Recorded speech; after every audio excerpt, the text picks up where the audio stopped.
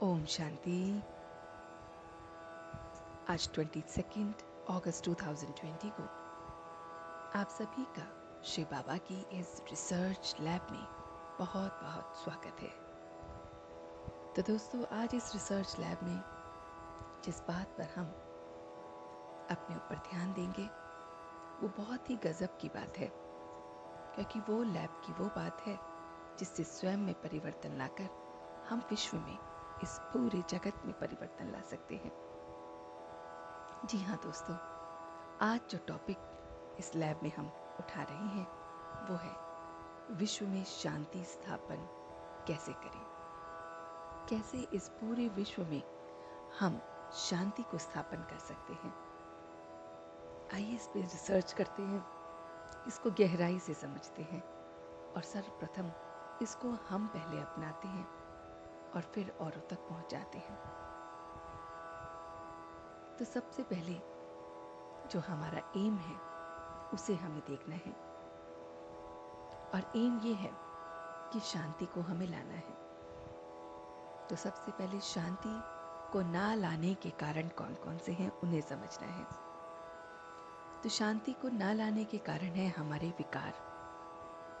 ये जो हमारे विकार हैं, चाहे वो क्रोध है, चाहे वो अहंकार है, चाहे वो किसी भी रूप में है, ये जो हमारे विकार हैं यही शांति स्थापन नहीं करने देते। तब हमें इन विकारों पर अपने आप को देखना है कि हम किस तरह से इन्हें रोक सकते हैं। इसके लिए सरल उपाय ये हो सकता है दोस्तों कि हम प्रत्येक दिन को एक विकार के लिए रखें। जैसे सोमवार का दिन हम अगर अहंकार को लेके चलें कि आज मुझे अहंकार रूपी विकार पे काम करना है, ऐसे ही मंगलवार वाले दिन अगर हम अपने गुस्से पर काम करें, ऐसे रोज हम सातों दिन अपनी अपनी स्थिति अनुसार अपने अपने विकर्मों को एक बार देखें कि कौन कौन से विकारों में हमारी शांति चली जाती है, अशांति आ जाती है। तो ये रिसर्च का सबसे पहला स्टेप होगा। जब हम इस तरह पर अपने ऊपर क्वेश्चन करेंगे और अपने ऊपर उस शांति को स्थापन करने के लिए अपने विकारों पर ध्यान देंगे, तभी हमें खुद पर पता चलेगा कि कहाँ हम गलत हैं। वो सुख और शांति हमें तभी अनुभव हो सकती है जब हम खुद पहले उसे अनुभव करें।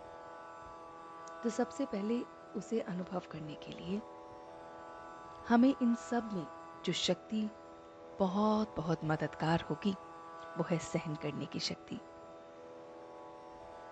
जी हाँ दोस्तों, सहन करने की शक्ति ही वो शक्ति है जो हमें बहुत बहुत मदद करेगी इन विकारों को भस्म करने में। और इसको सहन करने की शक्ति को हम इस तरह से देखते हैं कि चाहे कोई गाली भी देवे, चाहे कोई कुछ भी कहे, हमें ये सोचना है कि ये हमारी परीक्षा का समय है। जैसे ही आप परिस्थिति में फंसते हो, जैसे ही आपके आसपास का माहौल आपको परिवर्तित करता है, अशांत करता है, बस उस समय सिर्फ एक थॉट ये लेना है कि ये मेरी परीक्षा का समय है और मुझे सहन करना है। और ये परीक्षा हो रही है मेरी सहन शक्ति की। ये परीक्षा हो रही है कि किस तरह से मैं इस अशांति के माहौल में भी शांत रह सकता हूँ। अगर दोस्तों हमने दूसरों के जैसे ही अपने आप को भी अशांत बना लिया, अगर वो गुस्सा कर रहे थे, हमने थोड़ा ज़्यादा कर दिया, अगर वो कुछ कह रहे थे, गाली दे रहे थे, हमने 2-4 और दे दी, तो ये तो फिर विकारों का कंपटीशन हो जाएगा। इससे तो दोस्तों ईर्ष्या बढ़ जाएगी और ये एक नया विकार पैदा हो जाएगा। तो इन वाइसेस से अगर हमें बचना है, ईर्ष्या, द्वेष, जेलसी, ईगो, इन सब से अगर हमें बचना है, तो बस ये समझना है कि ये परीक्षा चल रही है, परीक्षा सहन शक्ति की। तो इस तरह से जब हम अपने ऊपर कार्य करते हैं, पुरुषार्थ करते हैं, मेहनत करते हैं, तो फिर हम अपने न जाने कौन कौन से जो भी हमने गलत कर्म किए हैं वो भी सब सुधरने लगते हैं।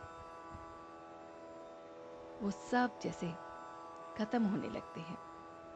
और दूसरी विशेष बात हमें इसमें ये भी मदद करती है कि जो लोग भी ये अशांति का कार्य कर रहे हैं, हिंसा कर रहे हैं, असत्य बोल रहे हैं, अगर आप उनको देखिए तो उनके बोल बिल्कुल आपको ऐसे लगेंगे कि डिवाइन है ही नहीं, बहुत बहुत डेविल बोल लगेंगे।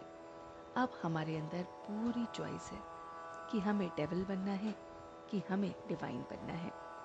डिवाइन बोल भी हमारे अंदर ही है और डेविल बोल भी हमारे अंदर ही है। हम अपनी सिचुएशन में, अपनी इस परिस्थिति में किस तरह से हम डिवाइन बोल को आगे करते हैं, अपनी उस परीक्षा में पास होते हैं, अपनी सहन शक्ति को बढ़ाते हैं, या फिर हम डेविल बोल को आगे करते हैं, इन दोनों पर ही हमारा पूरा पूरा निर्णय है। और यही निर्णय शांति और अशांति को भी लाने वाला है।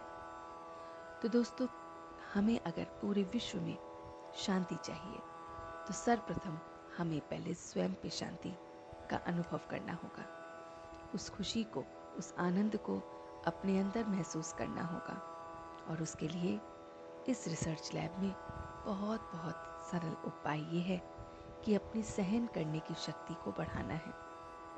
चाहे कोई कुछ भी कहे, गाली देवे, कुछ भी बोले, मगर हमें उसके जैसा नहीं बोलना है।